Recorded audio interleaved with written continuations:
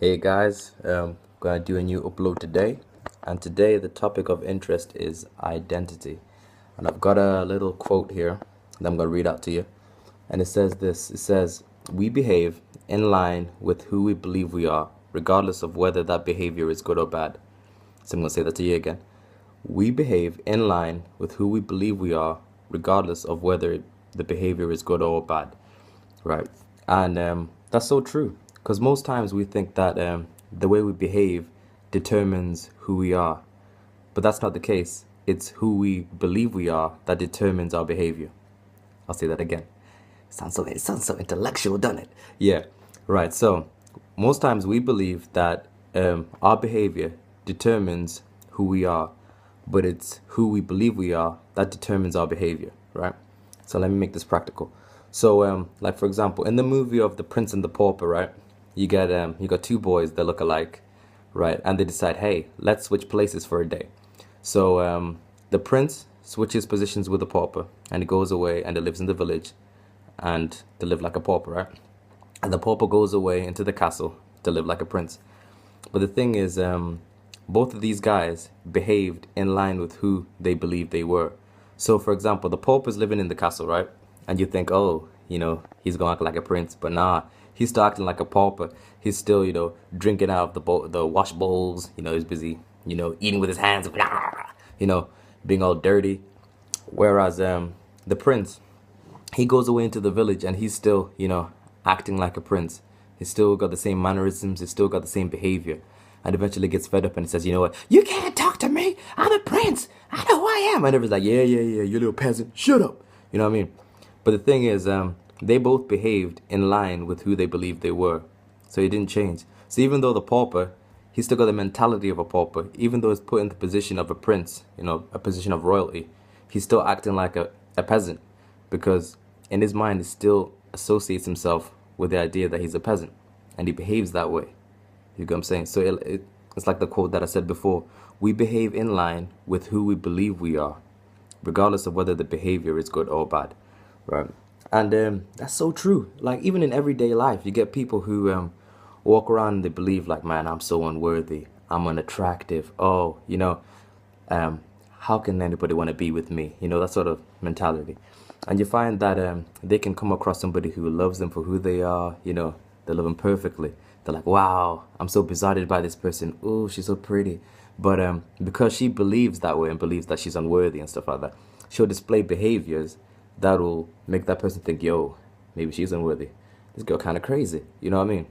Or she'll end up falling into abusive relationships where because she believes like I'm unworthy, no one would want to be with me. She'll tolerate um, tolerating being in a relationship with somebody who is abusive. So the way, the who you believe you are will always determine the way you behave, right? And that's true. You can have people who win the lottery, but they still got the mentality of, I'm a failure. Or, money always escapes me. And they can have all the money in the world, be moved into the nicest neighborhood, and still find a way to lose all the money, to lose the house, and be worse off than they started off with. What? Because they haven't changed who they are. They haven't changed who they believe they are. So because they keep believing that, I'm a failure, money always escapes me, I can't hold down a good job, you're going to lose everything you have because you've not changed in here. You know what I mean? You're still the same person. And I've seen that in my life as well. Like, I'll give you a practical example. Like, I always talk about football because that was a significant part of my childhood. I used to play a lot. And I remember there was a season, which was the worst season of my life. I played so poorly. Like, and I realized it's because I had the mentality of, man, I don't know if I'm capable of playing at this level. Oh, am I even good enough? Oh, what I mean? I keep messing up right now. I don't feel very confident, kind of thing, right? And even though I was way more than capable of playing at that level, I was a bad man. I was a good player. Yeah, don't big myself up. But yeah, so because I was carrying, I believed in my mind that, yo, I don't know if I can do this. I found a way to mess up every single time. Like I find a way to trip over the ball, even though there was no one around. I find a way to mess up, and it's because of who I associate myself to be. And I remember I had such a bad game one time. I remember I tripped over the ball. There was no one around, and the striker went away, took the ball, and scored. And then my manager started laughing. Oh, it was bad. But it's because of who I believed I was, who I associated myself with. Because I associated myself with somebody who was a failure or somebody who isn't capable of playing at that particular level. I displayed that kind of behavior even though all the ability was there, if that makes sense. So you always behave in line with who you believe you are. And so how do you know um, what you believe you are? Let me say, oh, no, that's not the right question. I'm going to ask you a question. How do you know you're believing right or believing wrong about yourself, right? So for you to know what's really going on inside here, I'm going to set you a task, and it's up to you whether you want to do it or not. But this is the task. I want you to grab a paper and a pen, and for 5 minutes, sit down and answer this question: who do I believe I am?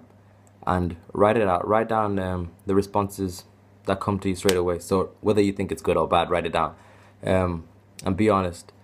Don't try, write lots of positive things if that's not truly what's coming out of you. Write out the first thing, even if it feels ugly. Write it down, and then read it over, and then do it again later on tonight as well. Do it twice, and that's going to give you an indication of what's going on up in here subconsciously. Because most times we're not aware of what we really believe is going on in here. So until you write it out, you'll see for yourself what's really going on. And then write down, after you've done the two exercises, write down who you want to become or who you want to be. So for me, I'm Christian. So I get my identity from who I believe God says I am, right? So, I read the Bible, and for me, what it says about me is that I am a conqueror. I am strong. You know what I mean? I am capable of doing anything. I'm made in God's image. So that's who I identify myself with. And my behavior lines up with that. But sometimes, don't get me wrong, that sometimes we'll behave in a way that is out of character, if you know what I mean. So you can have good people who do bad things, you know what I mean. You can be caught up in a cycle where you are behaving in an undisciplined way, but behaving undisciplined doesn't make you an undisciplined person, if that makes sense. So in the same way, doing a bad thing doesn't make you a bad person, you know what I mean. The thing is, you have to fight that idea that you doing bad things makes you a bad person, or that your behavior is determining who you are, because that's not the case. It's who you believe you are that determines your behavior. So when you're behaving out of line or you're behaving undisciplined, you say, wait a minute, that ain't me, right? And immediately you'll be able to switch and you'll be able to change your behavior. That's why you get people who, like for example, who go through therapy for years and they don't change, right? It's because they've not changed who they are up here, right? So you can have someone who has an addiction to alcohol, right? And they keep drinking. They go through therapy for years and years and years, and they come out, right? But in their mind, they haven't changed that I'm an alcoholic. They still think I'm an alcoholic, I have a problem with alcohol. And they still associate with that. And because they're associating with that, they'll come out of therapy and they'll find a way to drink alcohol again and fall back into the same old habits because they've not changed up here. So being undisciplined or showing undisciplined behavior doesn't make you undisciplined. It's what's going on up in here that will determine your behavior, right? So I'm going to leave you with the quote one more time. Who you believe you are, regardless of whether it's good or bad, will determine your behavior. So change up what's going on up in here. Done.